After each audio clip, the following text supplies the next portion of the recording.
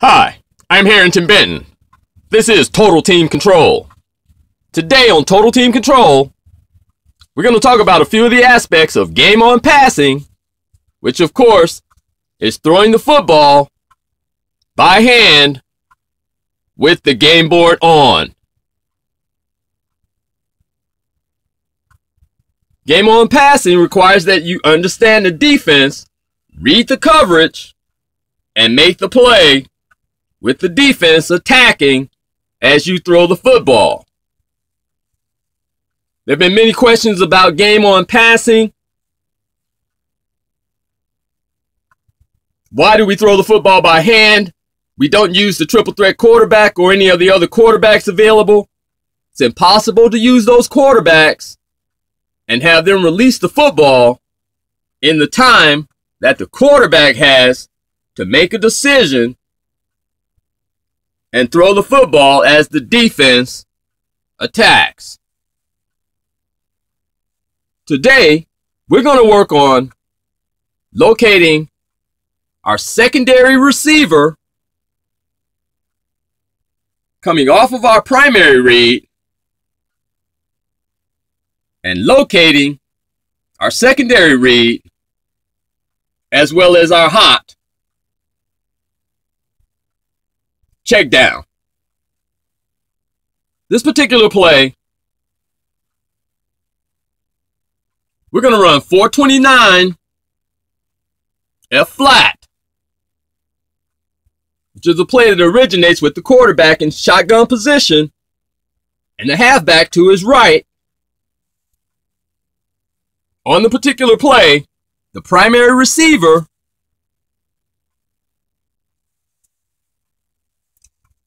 will be the wideout, number 87. Our secondary read, the player that we will attempt to locate on this particular play, will be the tight end, 44. And our hot read or check down will be the fullback, 31.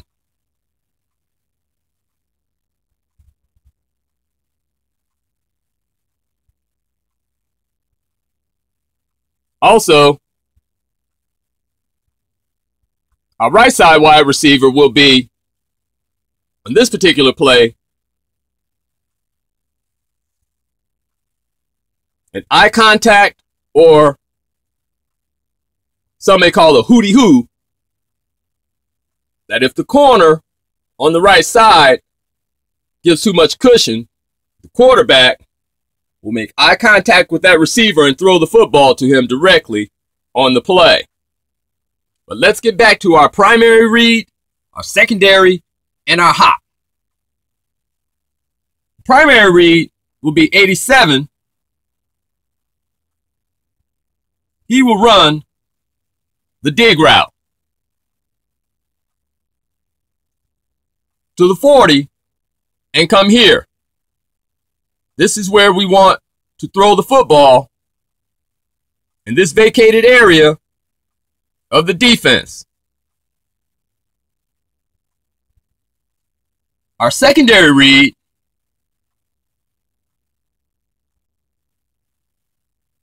will be the tight end, who will come here on an out route. And we'll look to locate him here just outside of the numbers around the 30-yard line. Our hot read will be the fullback out of the backfield on the bubble as our check down.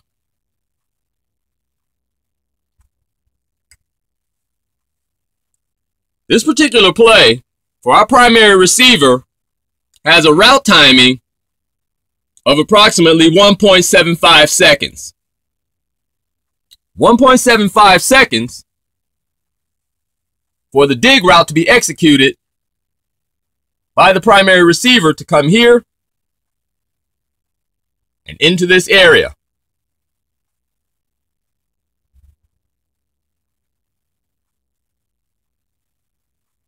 In locating our secondary read, the tight end, is the player that we'll attempt to locate on this particular play.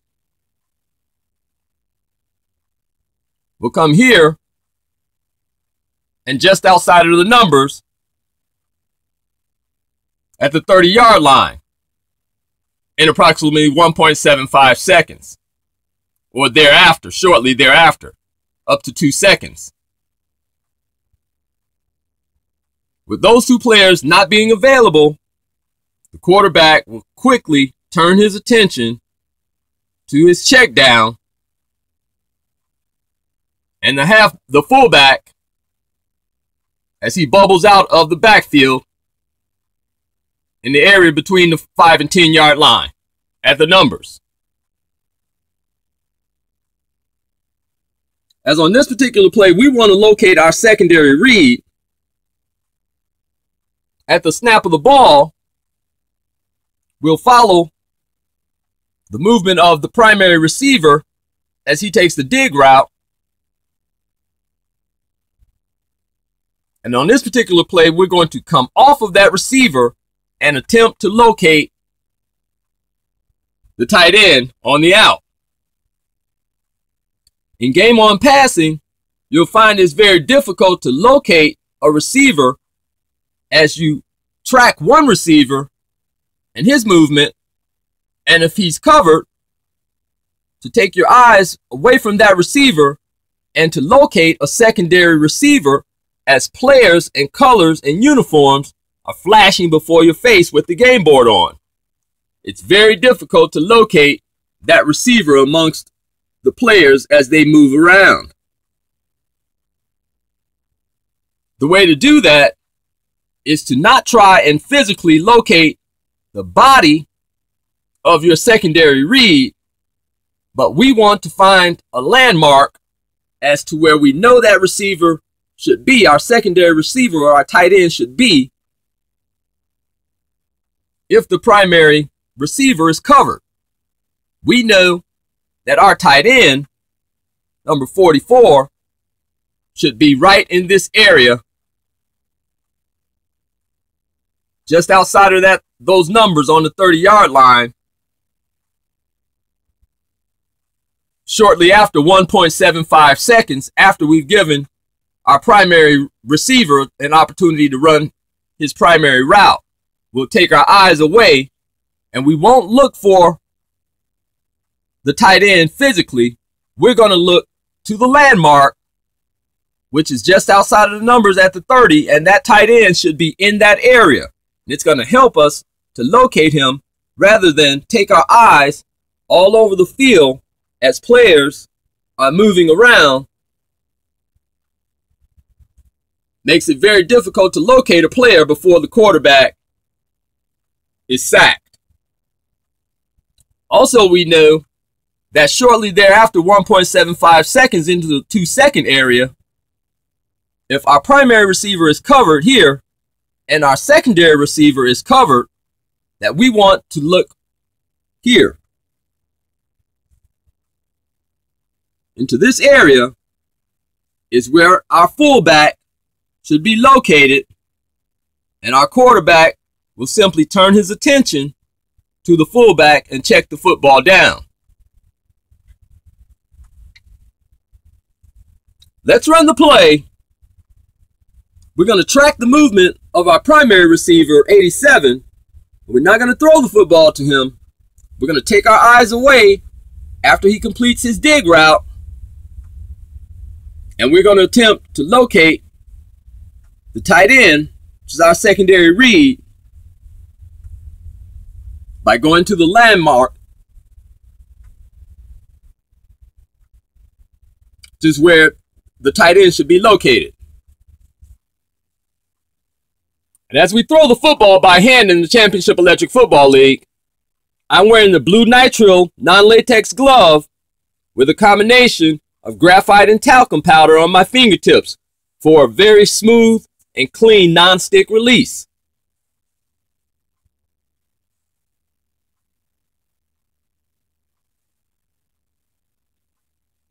For the most part, my throwing hand will be out of the picture as we release the football. Let's watch the play.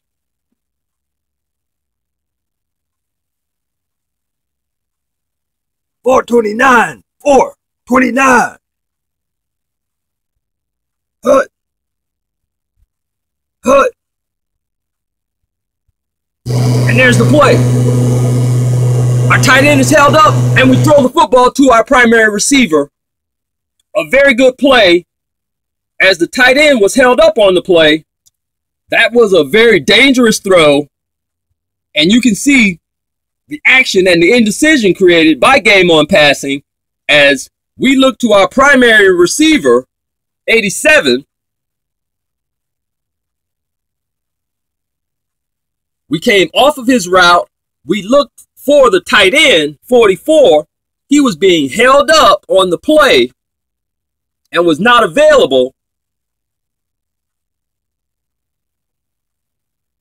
And out of the confusion, we simply came back to our primary receiver and luckily got the football in on a completion to the primary receiver.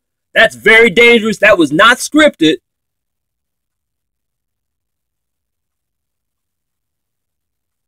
We should have gone to our hot read, which as you can see is the fullback, who by that time has completed his route and is actually bubbled into the end zone. He should have been here at the time that we threw the football to our primary read. That was not scripted to go back to the primary read. We saw him flash open and threw the football upfield instead of going to our check down or to our hot. Looking at the quarterback, you can see that the quarterback was not facing heavy pressure, but just the confusion and the chaos that ensues when the players are moving and you're trying to locate a receiver.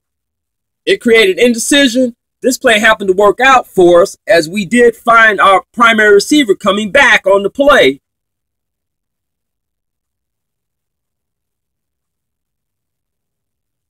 As you can see, the tight end, at the time that we looked for the tight end as our secondary read, he was well covered and being held up. He did subsequently break free, but it was too late. We had taken our eyes away, and we had come back to our primary receiver. Here's our back who had bubbled out of the backfield. Of course, you know, rule-wise, with that back coming out of the backfield, if he's outside of the tackle box, you can throw the football to him, and he can be redirected upfield, as he had actually bubbled back into the end zone. A lucky play to be able to come off of your primary receiver, look to your secondary and he's covered, and then come back to the primary after he uncovers on the comeback. Let's quickly go ahead and complete the play as our receiver found daylight, and he is brought down by Mario Williams way out in the middle of the field, right about the 44-yard line there. Nice 24-yard pickup, good completion, quarterback making a nice throw.